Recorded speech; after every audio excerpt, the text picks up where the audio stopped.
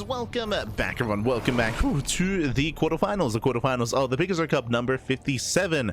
We're here, we returned with a fresh series, and spawning in the top left-hand corner of 10,000 feet, we have the Danish Protoss player. We have the red Protoss for System Gaming. It is MaxPax. And spawning in the bottom right-hand corner, we have his opponents. We have the blue Terran player, the blue Terran himself, the American Terran. It is, for System Gaming, Epic. And if you're in the chat, predictions are open. Place your bets on who you think will claim the series. Best of luck in the chat as we get into our fresh best of three. MaxPax, of course, is coming in as one of the favorites to win the entire tournament, and we'll see if Epic can hold his own. We'll see if he can bring MaxPax down. Oh boy. They are teammates, of course. I'm sure they're somewhat familiar with each other as well. But again, MaxPax is coming in as the best Protoss player from Europe, so it's quite a tall task here for Epic. We'll see what he has in store for us as we load into 10,000 feet, one of the more aggressive maps in the map pool. Let's go. Let us go. Again, shorter rush distance by ground. We do have more exposed fringe bases and likewise more exposed center bases as well. So aggression can be favored here, or is favored. We'll see how we open up, as Epic does go for a double gas opener. So double gas here by Epic, going double gas into a faster factory, into a delayed CC. Meanwhile, MaxPax, just being as annoying as possible, pokes in and does force a second SCV off the mineral line. Just being a little bit annoying. Here.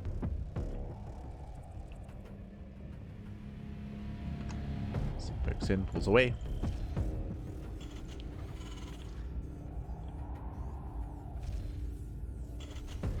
Good morning, 2 a.m. here, thank you. Yes, it is very, very late in Europe, but we often see a lot of the DGen Europeans stay up. So MaxPax, Clem, Nickrat, Shameless, like these are the regular players that you see compete like at around 2, 3, 4, 5 a.m. in the morning. The players that don't sleep, or the players that do sleep, but when the sun rises. God damn it. Like Sig, este Sig. Shaking my head, man. Shaking my head. So Epic does poke in. Pokes in. I see in the chat, why is the Wikipedia PiGosaur Cup 57 empty? The reasoning for this is a little bit unfortunate, but hey, if you're out there, remember, Wikipedia, anyone can edit. Anyone can edit, anyone can contribute, anyone can add information. It is open to all edits, to the public, of course. That's how these, wikis work. It's how Wikipedia works. But the majority of the contributors to Wikipedia are not based in the Americas, they're based in Europe.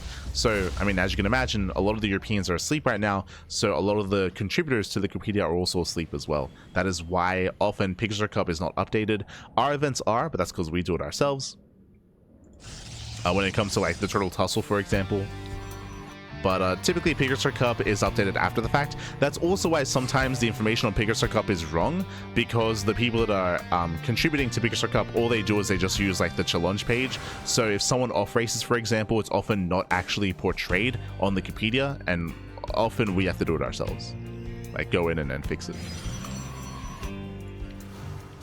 So hey, if you're out there, if you're a fan of StarCraft, and if you're willing to, if you're interested, then hey, do consider, contributing and taking part and actually stepping in and helping to edit some pages by adding players to the notables table, constructing the bracket as well. It's something that I used to do. I used to be one of the top contributors back like in 2019, 2020 as well, before like casting all the time. Like now I have no don't have any time. I used to be the guy that whenever there was a GSL code A, I'd be like non-stop like refreshing the Africa page, the Africa or the GOM page, non-stop refreshing. Then whenever there was an update, I would update it on the Wikipedia, like because there were no streams, of course, for code A. That was me back in the day. Yeah, I was a top, one of the top contributors many years ago.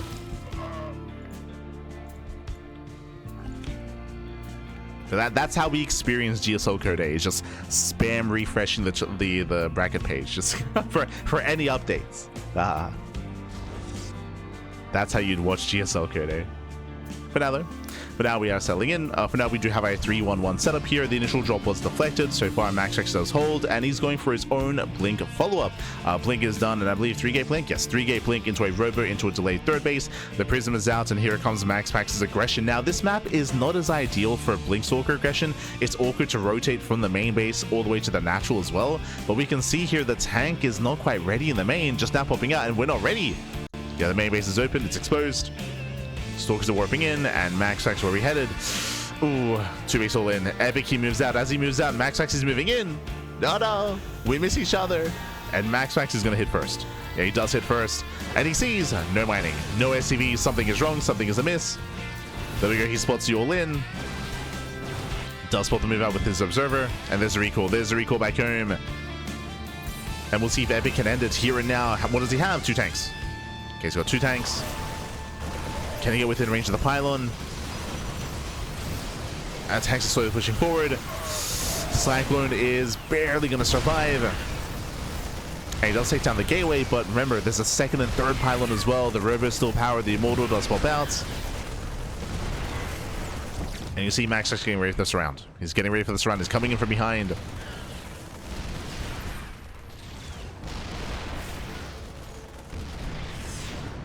As we, oh no, the reinforcements. Max actually does get a tank. Yeah, tank goes down, massive pickoff.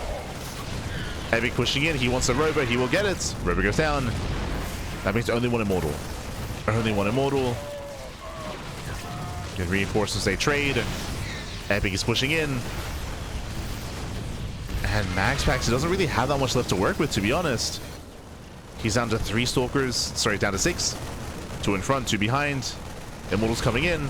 Uh oh, the tanks are exposed. Yeah, late reaction, 1 tank is going to go down. Massive pickoff down to 1 tank. Down to 0. Yeah, 0 tanks. Epic, he wasn't able to protect it. Wasn't able to zone away the Prism. And MaxPax is holding. Yeah, MaxPax does hold. Again, he had to save those tanks. He had to save them, Pappy. Here comes the full surround, and Epic, he will lose the army. Bunkers are cleaned up. Epic, he does fall behind in the worker counts. MaxPax didn't have a 3rd though. True.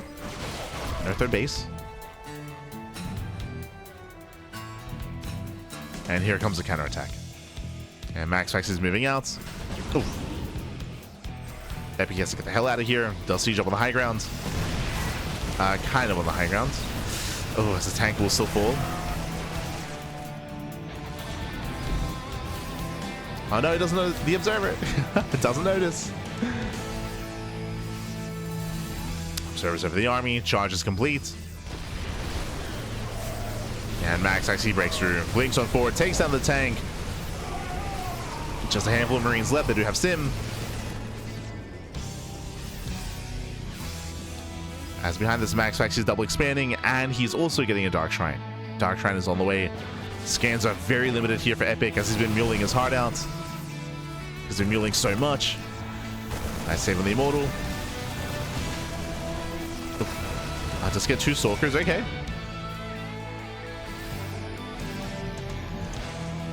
He's still muling though. No. Oh my god. Losing a medevac. Dark Shrine is done. And we just need a couple of DTs, and here they come. Dark Templar, they're warping across the map. They are revealed.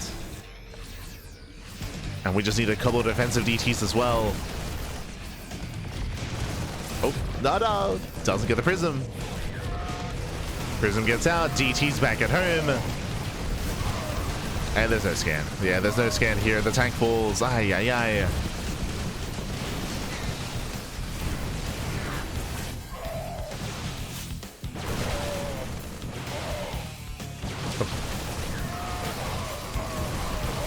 As with that, we have the final army, the final units here for Epic.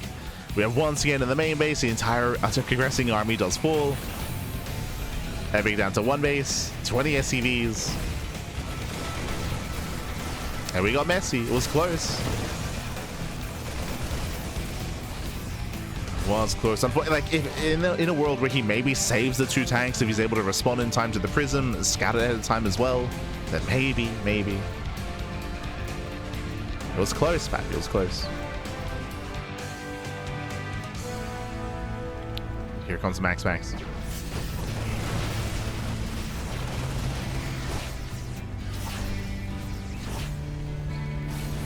As Epic is about to have a scan. Oof. About to, but not fast enough. GG gets called. Well played, and MaxPax takes game number 1. GG. Whew. GG, well played. As we are getting into game number, as MaxPax takes the lead in the series, now we're getting to game number 2. Let's go. Woke up at 10 p.m. yesterday. I'm a uni student. Whatever you say, bye. Whatever you say. Ah, no. Sick.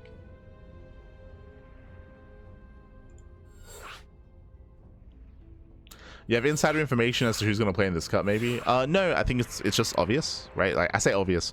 It's just patterns, right? Like, if you watch PiGosaur Cup, then you know that, like, who are the regulars? MaxPax, Clem, Nicaract, Shameless, Solar, Björn. Björn's probably traveling from Canada, so Björn isn't here. Hero is usually a regular. Hero is not here either. Percival, right? Like, you can just look at who's, like, regularly competing in these events, and you know. More or less.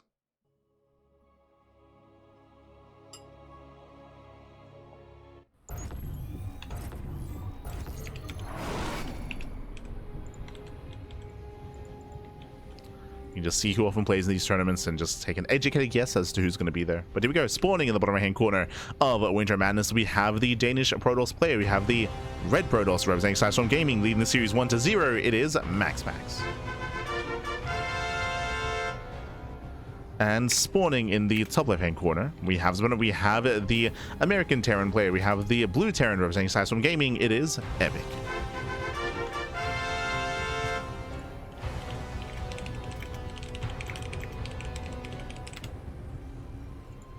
Here we go. Here we go.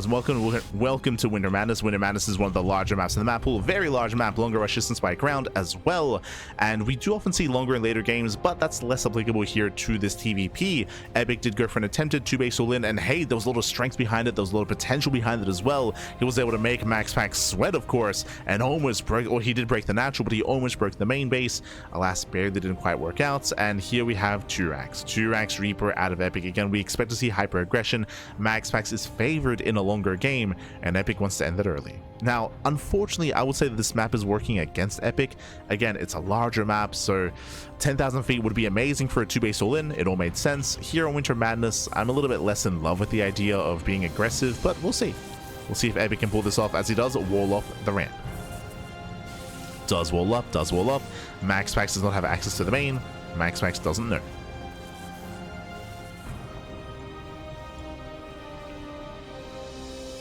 Does not know.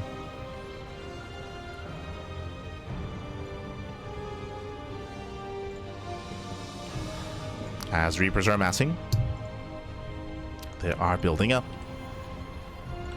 For all MaxPax knows, it could be a CC on the high ground, there could be a factory behind this as well. Could be anything.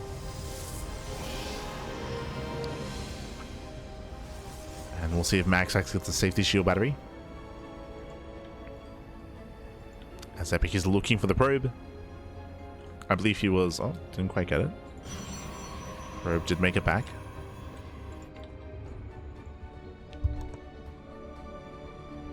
Oh, we're going for a third Rax behind this. Oh my god, okay. So 2-Rax Reaper into a 3-Rax timing with Stim. So it's going to be a 3-Rax Stim timing here. This is going to be very hard. It's going to be Mass Marine with Stim. And he's up against a Stargate opener. Okay, this is actually lining up quite nicely for Epic.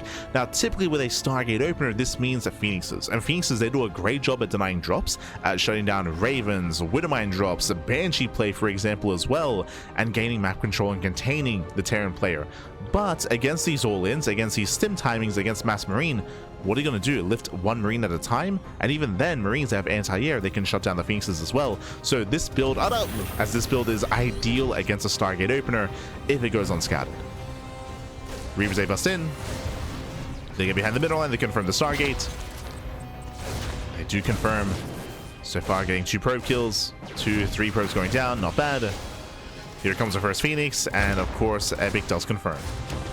Does confirm the defeat. Oh, we cancel a Phoenix going into an Oracle. Cheeky moves out of MaxPax. Again, he knows he got scouted, does cancel after the Reaper goes down, and does start up the Oracle instead.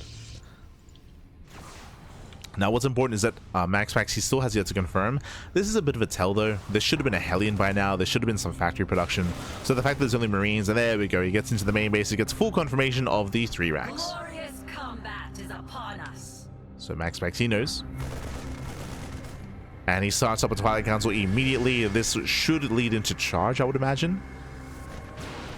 Or he may even just go for a delayed blink. Oh, as he gets 1, 2, 3 Marine. Oh my god. Yeah. 3, 4 Marines going down. This is brutal damage here. Oh god. Getting 6 Marines, 7, 8. He's gonna hit everything. He's gonna pick off every single Marine. The Oracle does help out with this as well. Again, important and crucial that he went for the Oracle instead of the Phoenix. And what shoots up? 2 Marines. Yeah, 2 Marines shoot up. More SCVs going down. Eric's being pulled apart, and his build is being shut down. The sim timing doesn't lead to anything. He lost far too much. And now MaxPax, he can just settle in. He can just settle in. He's getting a 3rd base. He's building up towards Blink. It's late. Blink is late, but it doesn't matter. He's done more than enough damage. And again, just a really unfortunate start for Epic.